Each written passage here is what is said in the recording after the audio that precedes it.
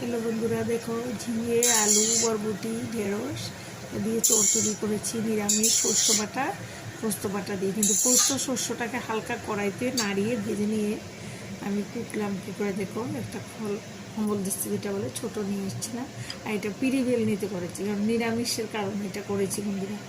এটা বড়ি ভেজে রেখেছি, দেখতে পেয়েছো। সবজিটাকে 5 ফোড়ন, শুকনো লঙ্কা ফোড়ন দিয়ে তাতে জিরে গুঁড়ো, ধনে গুঁড়ো, লঙ্কা গুঁড়ো দিইনি, কাঁচা লঙ্কা ভেঙে দিয়ে দিয়েছি, একটু আদা কুচি করে দিয়ে দিয়েছিলাম। আর দেখো এটাকে এইভাবে নাড়িয়ে ভাজছি। আর এটাকে এমনভাবে করা শিলনোড়াটা আমার নিরামিষ নয় বলে তার জন্য, শুদ্ধ নিরামিষ রান্না হয়েছে তো তার জন্য।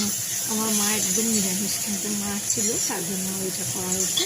আর কড়াইতে একদম সুন্দর লেগে যাচ্ছে। হলুদ নুন আর মশলাটা তো বললাম ওইটাই দিয়ে ভাজলাম। আর সবজিটাকে আর মশলাটাকে যে কুটলাম, যেটা দেখেছো শিলনোড়াতে করতে পারিনি বলে পিঁড়ি বেলনিতে যা পেরেছি করেই ওটা সবজিতে দিয়ে দিলাম।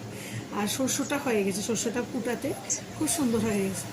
আর ওটাই পোস্তটা এইভাবে দিয়ে দিয়েছি, আর শস্য বাটাটাও এইভাবে দিয়ে তরকারিটা আজকে রান্না করছি। কিন্তু এত স্বাদ হয় না, এমনি করা তো নিরামিষ তো খুব টেস্ট হয়েছে বন্ধুরা। এই দেখো শস্যটা ভালোই গুঁড়ো হয়েছে, হালকা কড়াইতে নেড়ে নেওয়া তো তার জন্য।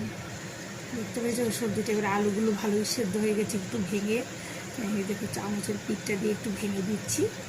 খুব সুন্দর একদম গলে গেছে। আর ঢেঁড়স ঝিঙেটা একদম নরম জিনিস, বরবটি। আর তরকারিটা খুব সুন্দর হয়। লাস্টে আমি ধনেপাতা দিয়ে তরকারিটা নামিয়ে নেবো বন্ধুরা। তোমাদের কেমন লাগলো জানাবে বন্ধুরা। আমাদের তো এটা এইভাবে করি, খুবই ভালো লাগে। দেখো কি সুন্দর এবার শুকিয়ে গেছে জল, দেখতে পেয়েছে। ধনেপাতা দিয়ে দিলাম, কাঁচা লঙ্কার সবজি, জিরে, ধনার শস্য।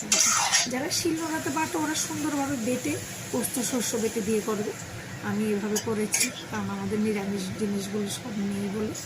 তবুও সবজিটা খুব সুন্দর হয়েছে বন্ধুরা, খুব সুন্দর, খেতেও খুব সুন্দর হবে আশা করি। বাই বন্ধুরা।